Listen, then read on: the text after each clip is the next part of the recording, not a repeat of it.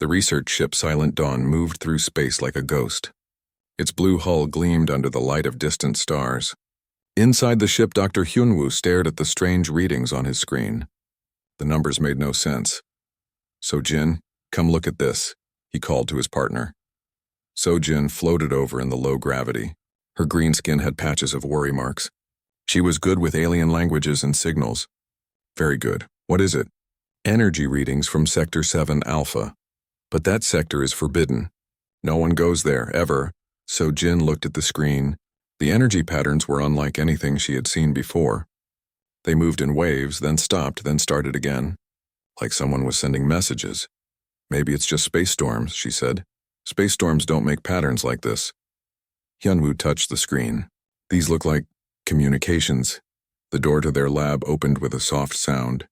Admiral Taemin walked in. He was old and his scales were gray with age. When he saw their screens, his face went dark. Turn that off now. Sir, we found something interesting in... I said turn it off. Taemin's voice was cold as ice. Hyunwoo touched a button and the screen went black. Admiral, if there are intelligent beings in that sector, there are no intelligent beings in Sector 7 Alpha. Taemin looked at both of them. That sector is forbidden for good reasons. Reasons you do not need to know. But sir, these energy patterns are not your concern. Taemin moved closer. Listen carefully. There are species in this galaxy that we study. Species we trade with. Species we fight. And species we avoid completely. What lives in Sector 7 Alpha? We protect the galaxy from them. So Jin felt cold. Protect the galaxy? Are they that dangerous? More dangerous than you can imagine. Taemin turned to leave. Forget what you saw. That is an order. When the Admiral left, Hyunwoo and So-jin sat in silence. Finally, So-jin spoke. He's scared. The Admiral doesn't get scared. He is now. So-jin looked at the blank screen. What could make him so afraid?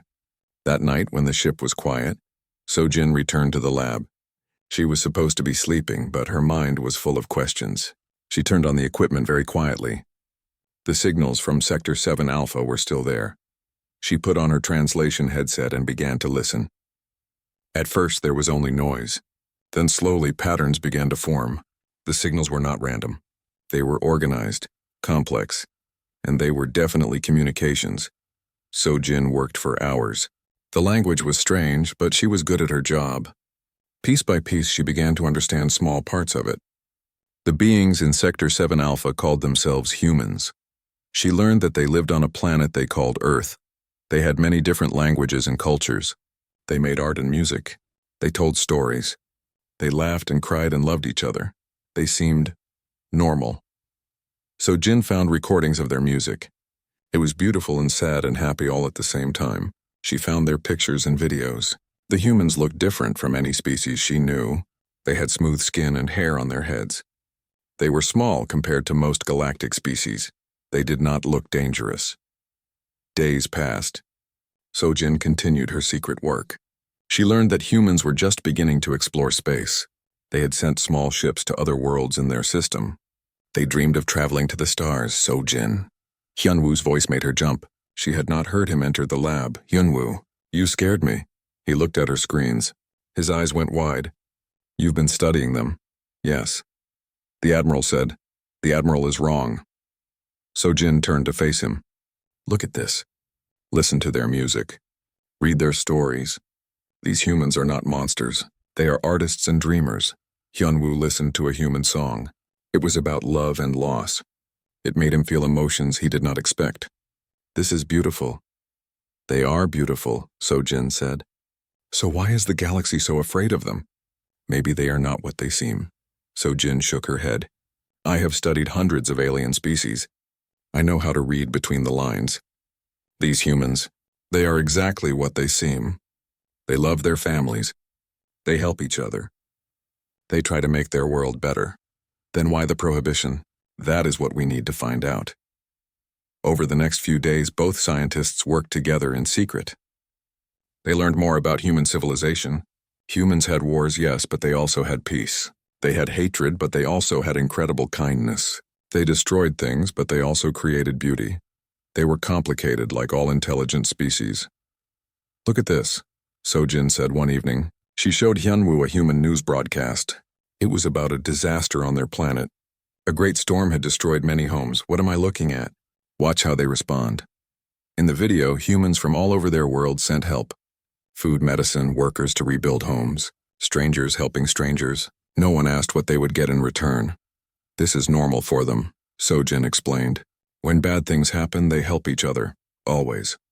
Hyunwoo was quiet for a long time. Most species only help their own kind, not humans. They help anyone who needs help. Maybe that is why they are forbidden. What do you mean? Hyunwoo thought carefully. What would happen if a species like this joined the galactic community? What would happen to our wars? Our trade disputes? Our careful political balances? Sojin understood. They would try to fix everything. And that terrifies the Confederation. They looked at each other in the dim light of the lab. Outside, the stars continued their ancient dance. Somewhere among those stars was a small blue planet full of beings who helped strangers and dreamed of touching the stars. And for some reason, the most powerful military force in the galaxy was determined to keep them locked away. We have to know more, Sojin said. It is dangerous. Everything important is dangerous. Hyunwoo nodded slowly. Then we continue. But we must be very careful. If the Admiral finds out, he will not find out.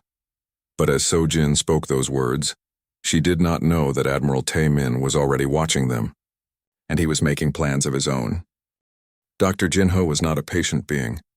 He had red skin and 3 arms, and he used all of them when he was angry. Right now he was very angry. This is foolish, he said to his team.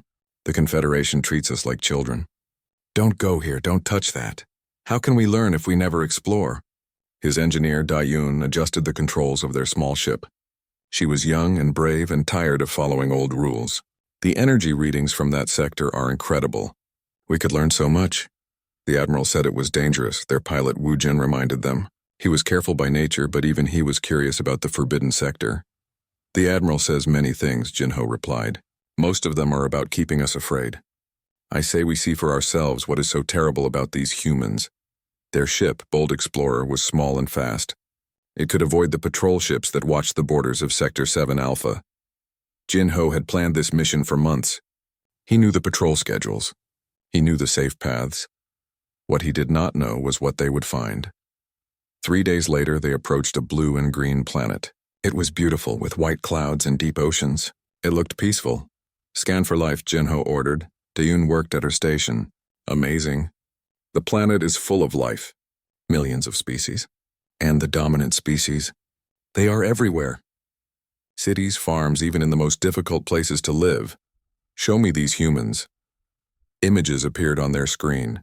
The humans were bipedal like many species. They had hair and smooth skin. They looked ordinary. These are what the galaxy fears? Woo-jin asked. They look harmless. Looks can lie, Jinho said. But privately, he agreed. The humans did not look dangerous. They landed their ship in a forest near a small human settlement.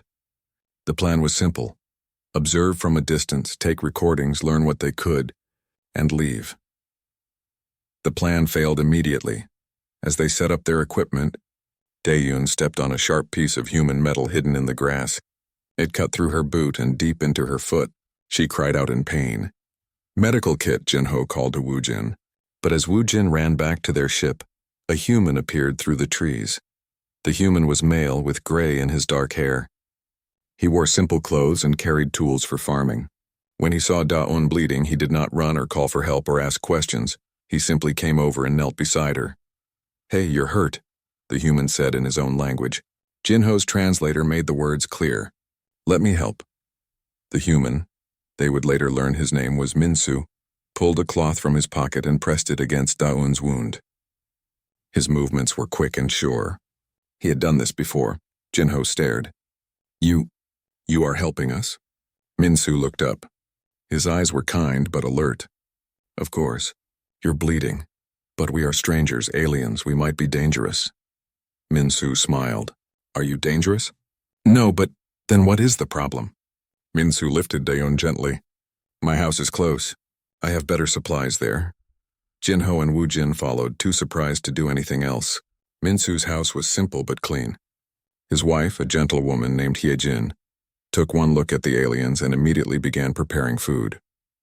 Their daughter Yunji, who was perhaps 20 human years old, stared at them with bright, curious eyes.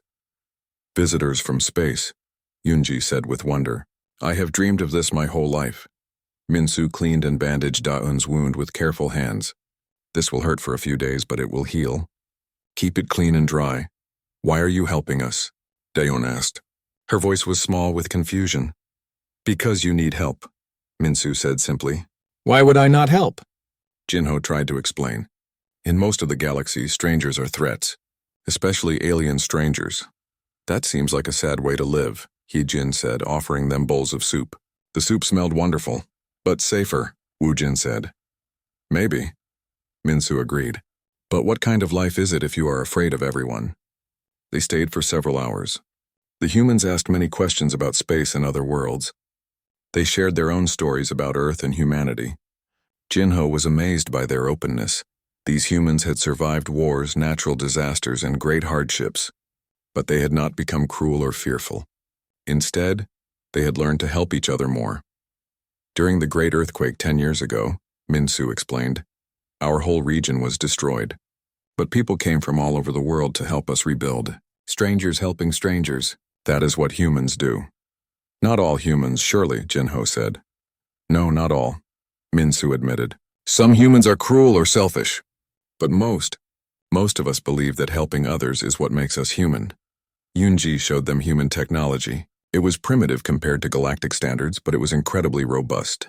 Their tools were built to last. Their machines could work in any environment. "Why do you build everything so strong?" Daeun asked. "Because we need them to work when people are in trouble," Yunji explained. "When someone is trapped or hurt or lost, we cannot wait for repairs." Daeun studied a simple human hammer. It could pound nails, but it could also break through walls or serve as a weapon. Most galactic tools had only one purpose. Human tools seemed designed to handle anything. "Your people, they expect trouble," Woo-Jin observed. "We prepare for it," Minsu said. "Trouble comes whether you expect it or not. Better to be ready to help when it does." As evening came, the aliens prepared to leave. They had learned much, but they still did not understand why humans were forbidden. "Will we see you again?" Shunji asked hopefully. Jinho did not know what to say. According to Confederation law, this contact should never have happened. But looking at these kind, curious people, the law seemed foolish. "Perhaps," he said finally. "You are always welcome here," Minsu said. "All travelers are welcome." As their ship lifted off, the three aliens sat in thoughtful silence. Finally, Daeun spoke. "They are not dangerous." "No," Jinho agreed. "They are the opposite of dangerous." "Then why are they forbidden?" Jinho looked back at the blue planet growing smaller behind them. "I think we are asking the wrong question." "What do you mean?" "Maybe humans are not forbidden because they are dangerous to us. Maybe they are forbidden because we are dangerous to them." Woo-Jin shook his head. "That makes no sense. We did not hurt them." "No," Jinho said slowly. "But what if others have tried?" As they flew back toward Confederation space, none of them noticed the military ships that had detected their presence. Admiral Taemin had been watching, and he was very unhappy. The humans had detected their ship too. But instead of seeing it as a threat, they had marked it as visitors who might return. They began making preparations to welcome more alien friends. Both reactions would soon lead to consequences that no one expected. Captain Lee stood in the command center of Earth's Space Defense Network, staring at the display that showed an alien ship in their atmosphere. 3 days ago, humanity's greatest dream had come true. First contact with beings from another world. The response had not been what the aliens expected. "Status report," Lee said calmly. She was a career military officer, but she was also a scientist. Both parts of her mind were working now. "The alien vessel is approximately 2 kilometers from the Minsu farm," reported Sergeant Kim. "It's been there for 6 hours. No hostile actions detected." "What about our response teams?" "Professor Park's linguistics team has been analyzing their communications. They've made significant progress on translation." Kim paused. "Sir, the aliens seem peaceful. They helped an injured member of their crew and accepted hospitality from local civilians." Lee nodded. This matched the report she had been receiving. When humanity detected the alien ship, the government's first action was not to attack. It was to assemble teams of linguists, scientists, and diplomats. The military was ready, but they were hoping for friendship, not war. Any word from the aliens' home base? That's the interesting part. We've detected several larger ships approaching our system. They appear to be rescue ships? They're broadcasting what our computers think are evacuation orders. Lee frowned. Why would they need to evacuate? We haven't threatened them. Unknown, sir. But the larger ships will arrive in approximately 18 hours. Professor Park entered the command center carrying a tablet full of translation work. She was elderly with white hair and sharp eyes behind thick glasses. Captain, we've made excellent progress with their language, she announced. The aliens call themselves members of something called the Galactic Confederation.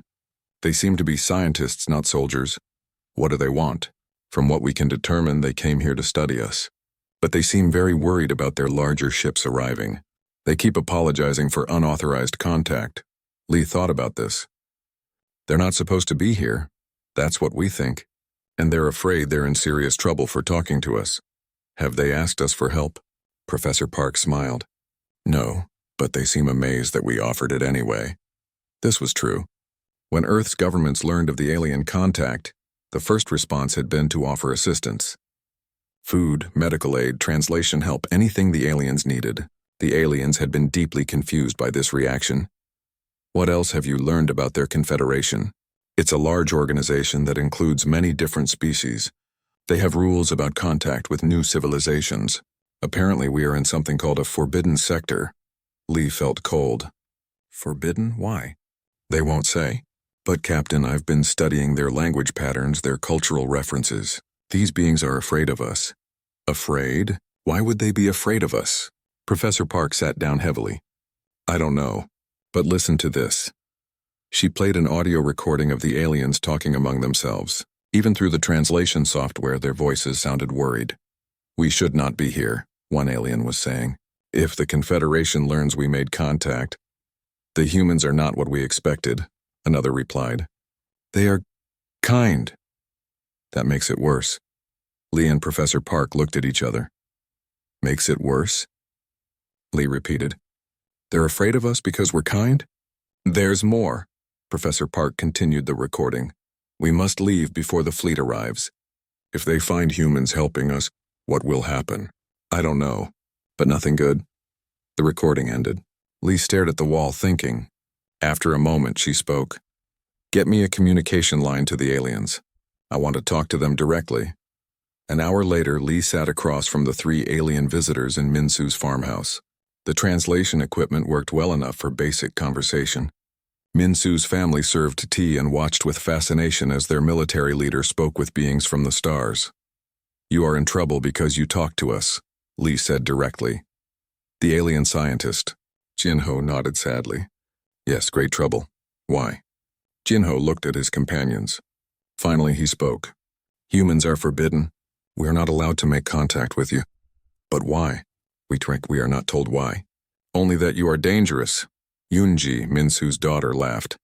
Dangerous, look at us. We gave you soup and bandages. That is what confuses us, the female alien Daun said. You are not dangerous to us. You are helpful. So why does the Confederation forbid contact? Lee leaned forward. Tell me about this Confederation. How does it work? For the next several hours, the aliens explained galactic civilization. There were hundreds of species, complex trade agreements, territorial disputes, and occasional wars. The Confederation tried to keep peace, but it was difficult work. Many species do not trust each other, Jinho explained. Contact between species is carefully controlled. But you made contact with us anyway. We were curious. Your energy signatures were unusual. Professor Park, who had been listening quietly, suddenly spoke. Show them our infrastructure development. What do you mean? Show them how we build things, how we organize ourselves. Yunji eagerly brought out her tablet computer. She showed the aliens images of human cities, transportation systems, and communication networks. This is interesting, the pilot Wu Jin said. Your systems are very robust. We build things to last, Yunji explained, and to work under pressure. Da-Un studied the images carefully. These transportation systems could move military equipment very quickly. Or medical supplies, Yunji said. Or food for disaster relief. Your communication systems could coordinate attacks across your entire world. Or coordinate rescue operations. Minsu added. Jin Ho was beginning to understand.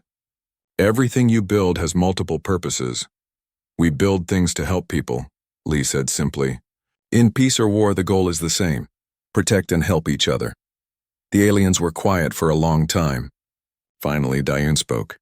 Most species build for one purpose. Military tools for military use, civilian tools for civilian use. You build everything to serve both. Is that bad? Unji asked. Not bad, Jinho said slowly. But very, very unusual. Professor Park leaned forward. How do other species handle disasters? Wars, emergencies? They prepare separately. Military handles military problems. Civilians handle civilian problems. And if military and civilian problems happen at the same time? The aliens looked at each other. That is difficult, Lee began to understand. You're not afraid of our weapons. You're afraid of our cooperation. We don't understand. Most species, when there's trouble, their military and civilians work separately, sometimes against each other. But humans, we all work together. Everyone helps everyone. Jinho's eyes went wide. Your entire species is organized like a military unit, but for peaceful purposes. We're organized to help each other survive, Lee corrected. Whether the threat is war, disaster, or anything else. As the day went on, the aliens learned more about human society. They saw how humans responded to problems by working together, how strangers helped strangers, how entire nations cooperated during emergencies. They also learned that humans had already begun analyzing alien technology, not to copy weapons, but to understand how alien science worked. Human scientists were eager to learn and share knowledge. You want to understand our technology so you can improve it and give it back to us, Da-un said with amazement. Of course, Yunji replied. If we can make it better, everyone benefits. As night fell, military sensors detected the approaching Confederation fleet. Lee received the report with calm resignation. They're coming for you, she told the aliens. Yes. Will they hurt you? Perhaps. But that is not the main concern. What is? Jinho looked at the humans who had shown them such kindness. We are concerned about what they might do to you. The Confederation fleet arrived at dawn. 12 massive warships dropped out of faster-than-light travel at the edge of Earth's solar system. Their weapons were powered down, but their message was clear. This was serious business.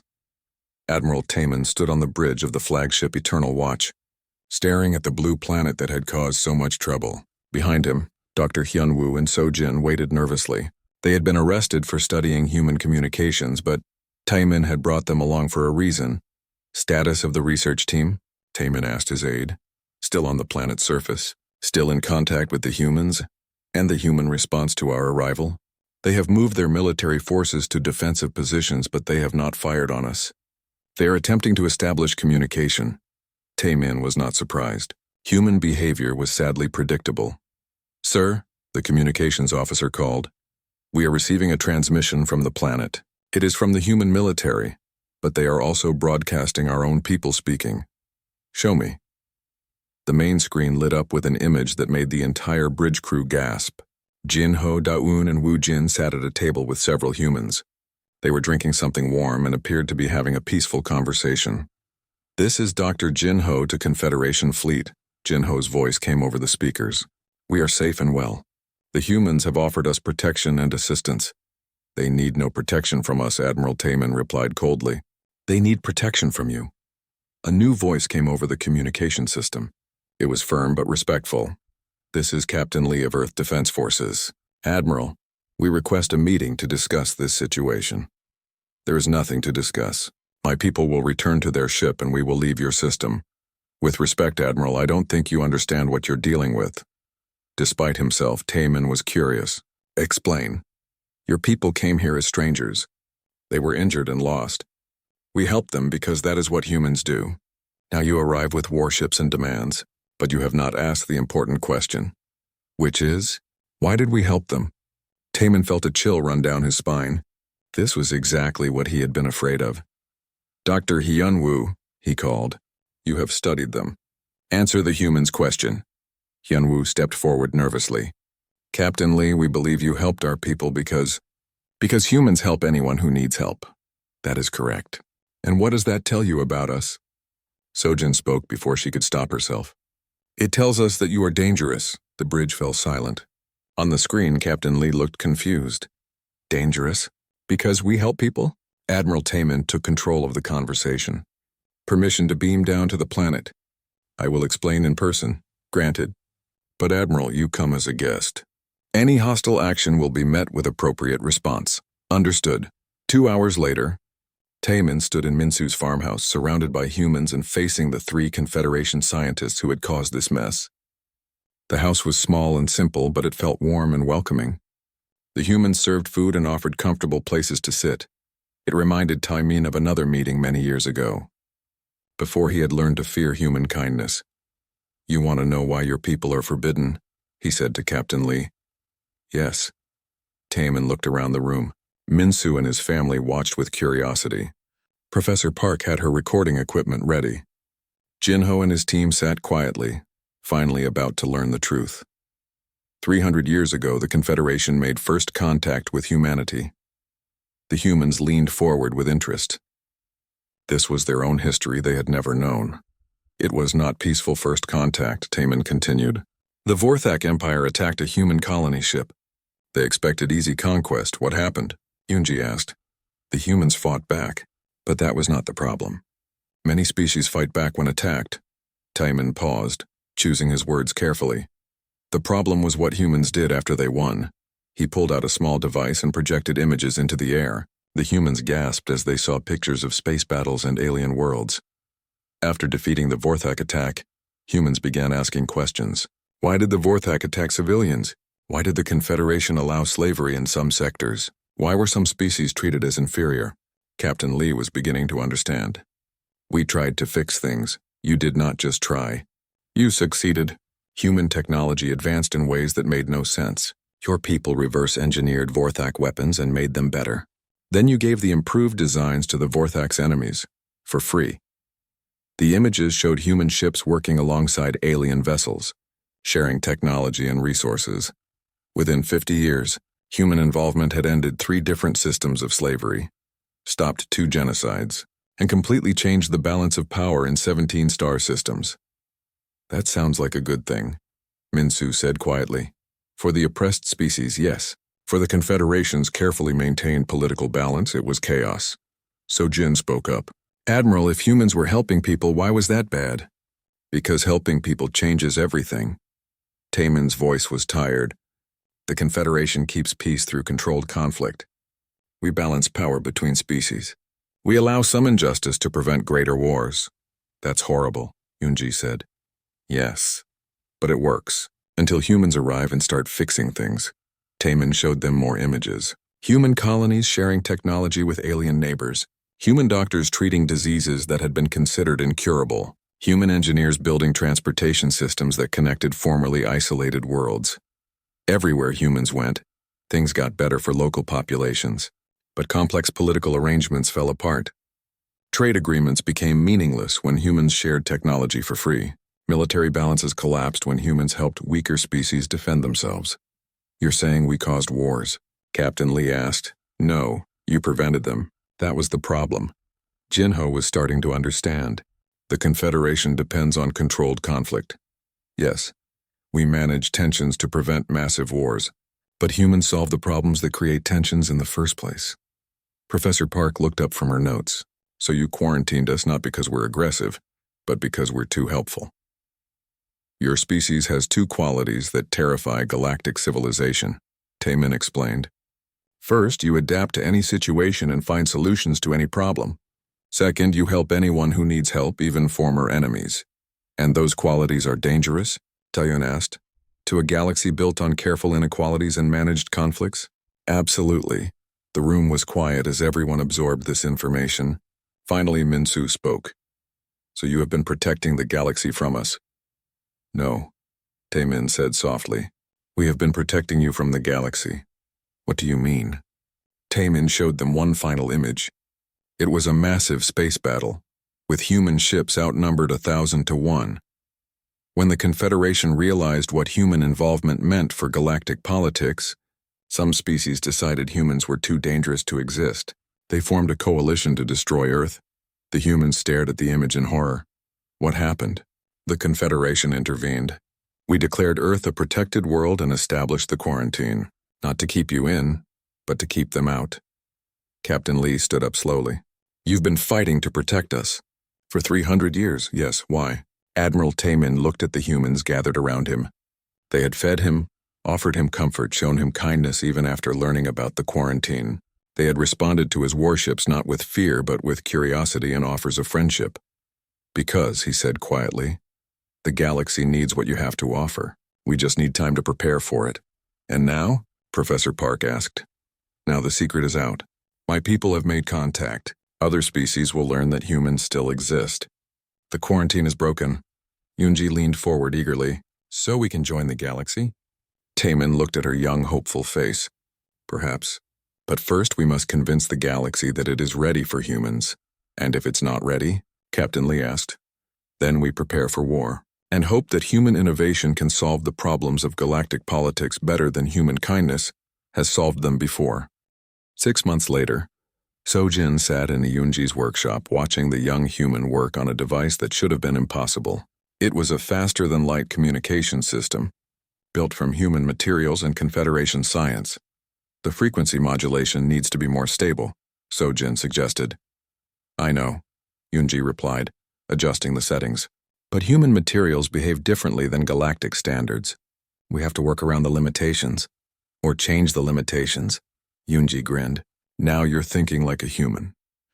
Outside the workshop, the world had changed dramatically. After Admiral Taemin's revelation, Earth's governments had made a careful decision. They would prepare for galactic contact, but slowly. They would learn everything they could about alien civilizations before revealing themselves fully. Sojin had volunteered to stay on Earth as a cultural liaison. Officially, she was conducting a long-term study of human civilization. Unofficially, she was helping humanity prepare for the challenges ahead. And there would be challenges. How are the other governments reacting? Yoonji asked, mixed responses. Some species are excited about human contact. Others are terrified. A few are actively preparing for war. Why war? Sojin put down her tea. This was still hard to explain. Because humans change things. Some species like their current situations. They profit from keeping other species weak or dependent. And they think we'll stop that. They know you will. It was true. In the 6 months since contact, human scientists had been analyzing Confederation technology and finding ways to improve it. Not weapons. Humans had little interest in galactic weapons, but medical devices, communication systems, and environmental technology. Everything humans touched got better. And in galactic politics, making things better for everyone meant making them worse for those who profited from inequality. Captain Lee entered the workshop carrying official-looking documents. The Security Council reached a decision about the Confederation's proposal 3 months ago. Admiral Taemin had presented a plan to the United Nations. Earth would be granted provisional membership in the Confederation, with restrictions. Humans could participate in scientific and cultural exchange, but military cooperation was forbidden. Human technology sharing would be monitored and controlled. It was a careful compromise designed to let humanity join galactic civilization without disrupting it too much. And? Sojin asked. Captain Lee smiled. We rejected it. Sojin nearly dropped her teacup. You rejected membership? We rejected the restrictions, Yoonji clarified. We want full membership. Equal participation. No limitations on helping other species. That's what the Confederation was afraid of. We know. Captain Lee sat down at the workbench. Sojin, you've been studying us for months. Do you think we're dangerous? You're the most dangerous species I've ever met. Both humans looked surprised. But not in the way the Confederation fears. Sojin continued. You're dangerous because you make people believe things can be better. You make them want to change systems that have worked for thousands of years. Is that so bad? To species that benefit from those systems? Yes. Yoonji held up the communication device she had been working on. This could let every species in the galaxy talk to each other instantly for free. No more communication monopolies. No more isolated worlds. And that terrifies the species that control galactic communications, Sojin said. Then maybe they need to be terrified. Over the past months, Sojin had learned to recognize that particular tone in human voices. It meant they had decided to help someone and nothing would stop them. The Confederation is offering you limited membership to protect you, she said carefully. If you demand full participation, some species will see that as a declaration of war. Let them, Captain Lee said simply. We didn't ask for this situation. We were happy on our own world. But now that we know what's happening in the galaxy, slavery, oppression, artificial scarcity, we can't just ignore it. Even if it means war, especially if it means war. So Jin thought about her own people. The Confederation had brought peace to the galaxy, but at a terrible cost. How many species remained enslaved because freeing them would disrupt trade agreements? How many worlds remained poor because lifting them up would threaten established hierarchies? There is another option, she said quietly. Both humans looked at her. Admiral Taemin spoke to me last week, privately. Some species within the Confederation agree with human principles. They want change, but they have been afraid to act alone. How many species? More than you might expect. The Confederation has kept peace, but it has not kept justice. Many are tired of compromising with evil to prevent war. Unji leaned forward eagerly. They would work with us? If humans prove they can change things without destroying everything. Captain Lee was quiet for a moment. A trial period. Yes, choose one system. One complex problem. Show the galaxy that human methods can create lasting positive change without chaos. And if we succeed, then you will have allies when full contact begins. And if we fail, Sojin looked at both humans seriously, then the galaxy will unite to destroy you, and this time there may not be anyone to stop them. The workshop fell silent except for the quiet humming of Yunji's machines. Finally, Captain Lee spoke. What system does Taemin suggest? The Kepler conflict. 2 species fighting over resources while a third species enslaves refugees from both sides. It's been going on for 80 years. The Confederation has tried everything except solving the actual problems. Yunji was already pulling up star charts on her computer. How far away? 37 light years. We could be there in 6 months with human-modified Confederation ships. Captain Lee stood up. I'll present it to the Council. So Jin, what would you need from us? A small team. Humans and aliens working together. And a promise. What promise? That you will not try to solve every problem you find. Focus on the Kepler system. Prove your methods work. Then we can discuss larger changes. So Jin knew this would be the hardest part. Humans had trouble ignoring suffering, even when strategic patience was necessary. We can try, Captain Lee said. That's all anyone can ask. As the sun set over Minsu's farm, So-Jin walked outside to think. In the distance, she could see the lights of human cities. Somewhere up there, Confederation ships waited in orbit, monitoring everything. The galaxy stood at a crossroads. For 300 years, complex political arrangements had maintained peace through controlled inequality. Now humans offered a different path, peace through justice, stability through cooperation. It would either transform galactic civilization or destroy it. Yunji joined her outside, carrying 2 cups of hot chocolate, a human drink that Sojin had become fond of. Scared? Yunji asked. Terrified, Sojin replied honestly. Change is always frightening, but necessary? Sojin looked at the young human beside her. 6 months ago, Yunji had been a farmer's daughter who dreamed of touching the stars. Now she was building technology that could revolutionize galactic communications. If humans could change so much in 6 months, what could they do to the galaxy in 6 years? Yes, Sojin said finally. Change is necessary. Above them, the stars shone down on a small blue world that was preparing to change everything. The galaxy didn't know it yet, but its age of managed conflicts and acceptable inequalities was ending. The age of human involvement was about to begin. And despite her fears, Sojin found herself looking forward to it. Minsu appeared in the doorway behind them. Dinner is ready, he called, and tomorrow we start building a better galaxy. It was such a human thing to say, confident, optimistic, and completely impossible, which meant Sojin had learned that it would probably work.